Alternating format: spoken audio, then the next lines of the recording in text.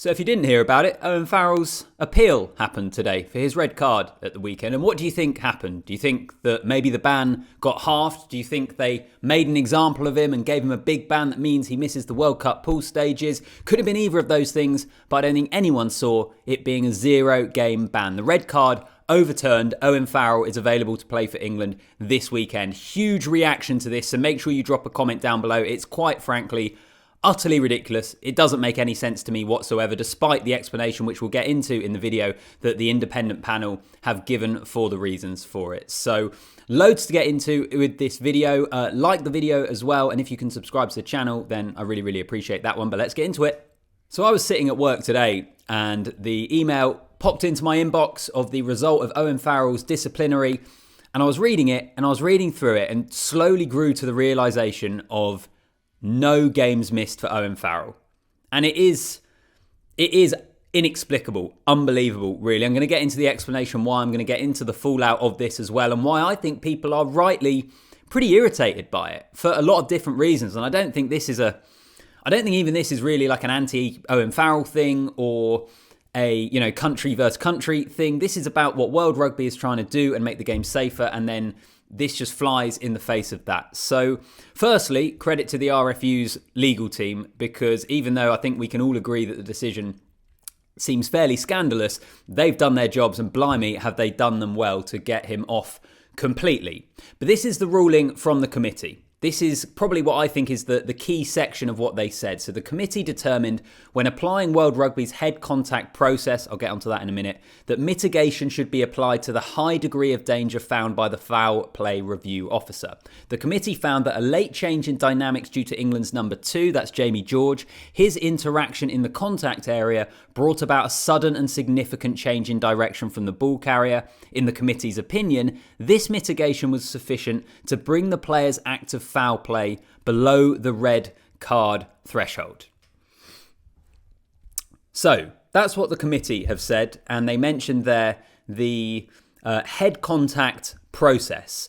So this is the process, just so we have seen it. So let's run through it ourselves, shall we? Has head contact occurred? Yes, we can all agree with that. Was there any foul play? I think absolutely yes. He's upright, he makes contact with the head, there's force as well, the player's at fault. What was the degree of danger? I think because of those things I've just run through, it's a high degree of danger, it's a red card.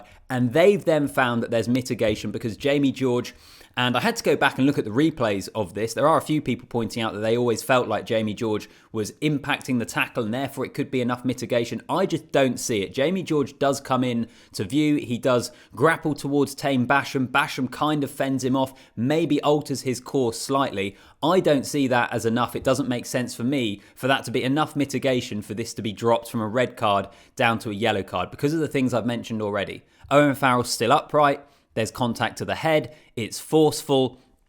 So I really don't get it. But that is the process that they would have worked through. And they ultimately think that there is enough mitigation in there anyway. There's also a line which I wanted to point out within this review where it says the committee believe it's important to record that no criticism is made of the foul play review officer. How is that possible? When you have looked at this incident, and an incident that they looked at, I think it took them 8 minutes from Farrell's yellow card to confirm that it was a red card, and you think they've got it completely wrong, that he doesn't deserve any ban at all. It completely undermines the officials. And actually, I think that's a massive shame because I think this whole bunker review system, most rugby fans, I certainly think, has been a really positive thing for the game. It makes total sense for those tighter decisions rather than having to pore over various different slow motion angles and feel pressured to make a decision quickly and slow the game down.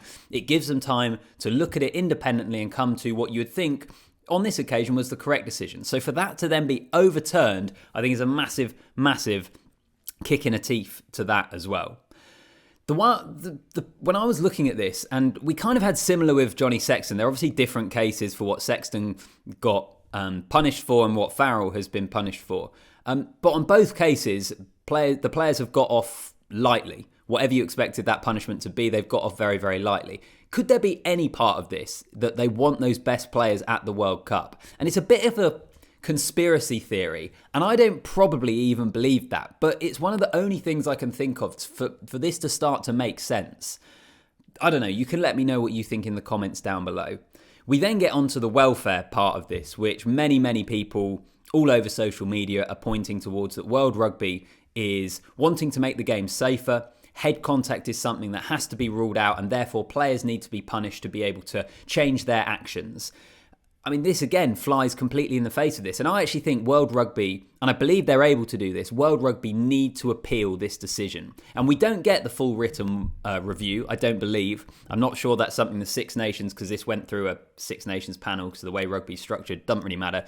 But they don't normally, I think, fully publish the findings of these things, which we need. We need to understand how they truly got to this decision. Because as I say, I don't think Jamie George's actions are enough to change it. That's what they've pointed towards. But what else can we see if we can read the full judgment in this case? And the player welfare thing is huge. You look at what the RFU is doing in this country at the moment, and certain levels, basically at an amateur level, they're changing the tackle height law. They're completely drastically changing the game and trying to get people to play to a certain set of standards. And if this happens with the captain of the national team and they get away with it, it is, I think there's a lot of people who will rightly feel pretty outraged about this, in all honesty. That was one of the big things for me when I thought about it, is the player safety thing doesn't make any sense. But as I say, for me, World Rugby need to appeal this, and that's going to open a whole nother can of worms, how long that appeal process goes on for. And Owen Farrell himself, I think, has got away with this. We've spoken about it before, where his tackle technique has always been a contentious issue. It actually hasn't got him into trouble too much with England, really. He got away with the Esterhazen one at Twickenham, however many years ago it was. But he has been banned more for Saracens. He's apparently been on this coaching or tackle course, whatever it's called, which in itself I think is ridiculous. I think the very fact that you could reduce a ban by attending this kind of course is silly in the first place. And in the heat of the moment, in those games where he's really trying to affect change, a turnover or whatever it is, he still has this tackle technique, and that's something that he has to address, but I don't know if he's going to, because he hasn't up to this point. There's also, and many of you might remember this, towards the start of the Six Nations, when Farrell, well, the RFU kind of manipulated the system, really, for his ban to include a Saracens game. They basically said that he would have been released, so a Saracens game was included in the ban, which meant he could play against Scotland in the first week of the Six Nations, even though we all know that England were never going to release Owen Farrell for that Saracens game. So they manipulated the system. And what came across, and Steve Borthwick made this point at that time, was that the World Rugby coaching course that players go on was what Kevin Sinfield had done at Leicester, and I think some of the work he had done. And he pointed towards that as, that's something that they were going to use, and they were right on top of it in terms of changing players' tackle technique and all that sort of thing. Well, that's clearly not the case either. So as I say, there's so much to get into over this. I think it is just amazing, really. It's amazing that this is the result that they came to, and people are rightly pretty mystified by it. And it makes all other cases now, the spotlight be on them even more. Other cases with head contact and red cards, and fans of different nations will say, well, they should be cleared because it wasn't as bad as the Owen Farrell one. As I say, I think World Rugby need to appeal this. Whether they do or not, I'm not so certain. Obviously, what it means going forward, Farrell can play this weekend. He will be part of England's squad. He won't miss any games at the pool stages of the World Cup, as things stand at the moment. And actually, I think even pretty much all England fans I've seen have said that they don't feel like this is the right decision, but it is where we are. So give me your thoughts. What do you make of this? What do you make of what I've run through in the video? A really contentious topic or debating point at the moment. So drop a comment down below. Make sure you like the video and subscribe to the channel as well. And I'll see you in the next one.